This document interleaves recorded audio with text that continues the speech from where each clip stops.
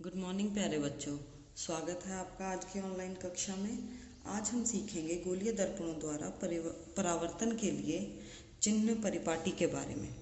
और इसके लिए आपको सबसे पहले याद करा दें कि आप सभी ने ग्राफ बनाए हुए हैं और ग्राफ ऐसा ही होता है जिसमें जो ओ या फिर ज़ीरो आप लेते हो ये होता है मूल बिंदु। सारी दूरियां यहीं से नापी जाती हैं और ये होती है आपकी एक्स एक्सिस, ये होती है आपकी वाई एक्सिस। एक्स एक्सिस में जो कुछ भी राइट हैंड साइड होगा, जो कुछ भी दाईं ओर होगा, उस सब को आप प्लस में लेते हो और जो कुछ भी बाईं ओर होगा उसको आप माइनस में लेते हो। ऐसे ही जो कुछ भी वाई एक्सिस पे कोई भी पॉइंट आता है आप उसको प्लस में लेते हो ऊपर की तरफ, और नीचे की तरफ वाई एक्सिस पे अगर कोई भी पॉइंट आता है तो आप उसको नेगेटिव लेते हो या फिर माइनस लेते हो। तो इसी से कंपेयर करते हुए मैं आपको आज समझाऊंगी चिन्ह परिपाटी। यह है एक दर्पण, एक गोलीय दर्पण। इस अवतल दर्पण के सदा सामने रखा जाएगा बिंब। अब जब हम कह रहे हैं कि सदा सामने रखा जाएगा तो परावर्तक पृष्ठ ये है और परावर्तक पृष्ठ के सामने कौन सी साइड आएगी? हमारी लेफ्ट साइड, या फिर हमारा बायां हाथ आएगा इस तरफ। तो फिर जो आपतित प्रकाश की दिशा होगी वो भी बाईं ओर से ही होगी, सदा यही दिशा होगी।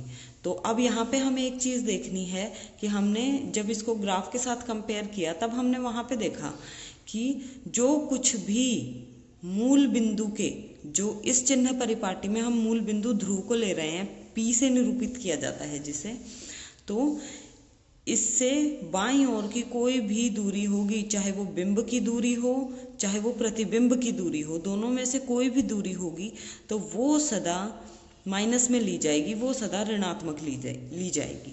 तो फिर यहाँ पे जो लिखा हुआ है दाईं ओर दूरी, तो सभी बच्चों के दिमाग में ये बात बिल्कुल साफ होनी चाहिए कि बिंब हमेशा परावर्तक पृष्ठ के सामने होता है, तो बिंब की दूरी हमेशा माइनस में लेंगे।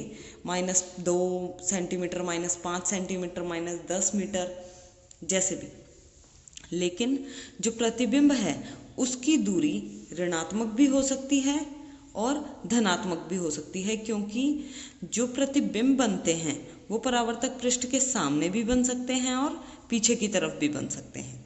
तो ये हो गई दूरी की बात, बिंब और प्रतिबिंब की। अब हमें बात करनी है ऊंचाई की, बिंब की ऊंचाई और प्रतिबिंब की ऊंचाई। अब हमारे काम आएगा ये वाई एक्सिस वाला भाग। अब इसके अंदर हमें क्या देखना है कि जो बिंब है वो सदैव सीधा लिया जाएगा। तो अगर ये सदैव सीधा लिया जाएगा तो इसका अर्थ क्या है कि जो कुछ भी वैल्यू होगी, कि मतलब बिंब की ऊंचाई अगर 7 सेंटीमीटर है तो वो सदा +7 ली जाएगी, +7 सेंटीमीटर, क्योंकि यह हमेशा सीधा रहेगा बिंब। लेकिन अगर हम प्रतिबिंब की बात करते हैं तो प्रतिबिंब सीधा भी हो सकता है और उल्टा भी हो सकता है। तो यदि प्रतिबिंब उल्टा बनेगा तो इसका अर्थ क्या है कि प्रतिबिंब की जो ऊंचाई है वो माइनस में ली जाएगी।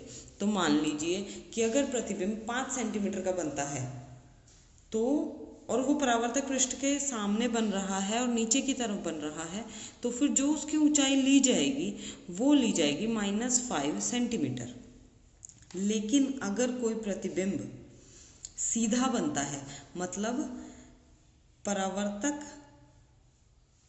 पृष्ठ के पीछे या आगे, दोनों में से कहीं भी बने, लेकिन अगर वो सीधा बन जाता है तब हम कहेंगे जो प्रतिबिंब की ऊंचाई है वो पॉजिटिव में लेंगे। तो यहाँ पे हमें पता होना चाहिए कि अगर परावर्तक पृष्ठ के पीछे बनेगा तो वह वास्तविक प्रतिबिंब कभी भी नहीं होगा। तो यहाँ से सभी बच्चों को याद रखना है कि प्रतिबिंब की ऊंचाई अगर प्लस में आती है तो उसका अर्थ है कि जो हमारा प्रतिबिंब बन रहा है वो आभासी प्रतिबिंब है। और यदि प्रतिबिंब की ऊंचाई, जो हम नीचे की ओर ले रहे हैं इसे, अगर वो माइनस में आती है तो इसका अर्थ है कि सदैव वास्तविक प्रतिबिंब बनेगा। सभी बच्चों को ये चीज़ें याद रखनी है, क्योंकि आगे जब हम न्यूमेरिकल प्रैक्टिस करेंगे उसके अंदर हम बिना किरण आरेख को खींचे हम सिर्फ सिंपल एक फॉर्मूले के अंदर सारी वैल्यूज़ को पुट करके हम निकाल लेंगे कि प्रतिबिंब कितनी दूरी पर बनेगा, कितना ऊंचा होगा, वास्तविक होगा या आभासी होगा। अब आता है दर्पण सूत्र और आवर्धन। दर्पण सूत्र दिया जाएगा 1/v प्लस 1/u बराबर 1/f। सभी बच्चों को यह फॉर्मूला ऐसे के ऐसे ही याद करना है। और यहाँ पर है u है बिंब की दूरी, v है प्रतिबिंब की दूरी और f है फोकस दूरी।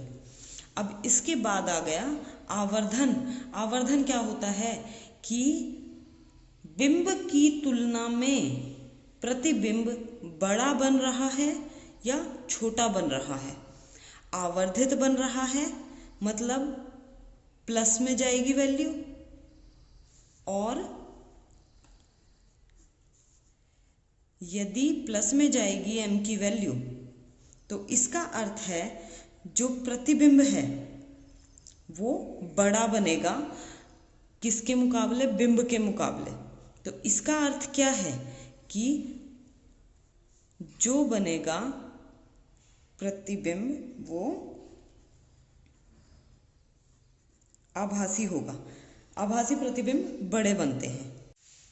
और जब आवर्धन की वैल्यू आएगी माइनस में, ऋणात्मक आएगी, तब सदैव वास्तविक प्रतिबिंब बनेंगे। अब इसको हम एक थोड़ा सा और समझा सकते हैं आपको कि मान लीजिए यह है बिंब की ऊंचाई और प्रतिबिंब की ऊंचाई अगर आती है ज़्यादा बिंब के मुकाबले, तब हम क्या कहेंगे कि जो आवर्धन है m है वो प्लस में है, क्योंकि जो ऊंचाई है वो बिंब से ज़्यादा आई है। लेकिन मान लीजिए कि प्रतिबिंब अगर छोटा बन जाता है बिंब के मुकाबले, तब हम कहेंगे कि जो आवर्धन है वो माइनस में आया। तो सभी बच्चों को ये चीज़ याद रखनी है कि m की वैल्यू जब भी आप इन सब से सॉल्व करेंगे, यदि m की वैल्यू प्लस आती है तो प्रतिबिंब आभासी बनेगा, और अगर माइनस में आती है तो प्रतिबिंब वास्तविक बनेगा। तो आवर्धन के लिए क्या फॉर्मूला है, m बराबर h डैश अपॉन में h, जहाँ m है आवर्धन, h डैश है प्रतिबिंब की ऊंचाई, h है बिंब की ऊंचाई, और इसके अलावा जो आवर्धन है वो इससे भी दिया जा सकता है -v/u। तो इन दोनों को कंपेयर करके हम ये भी निकाल सकते हैं कि m बराबर h डैश बटे में h बराबर -v/u। और इस फॉर्मूले का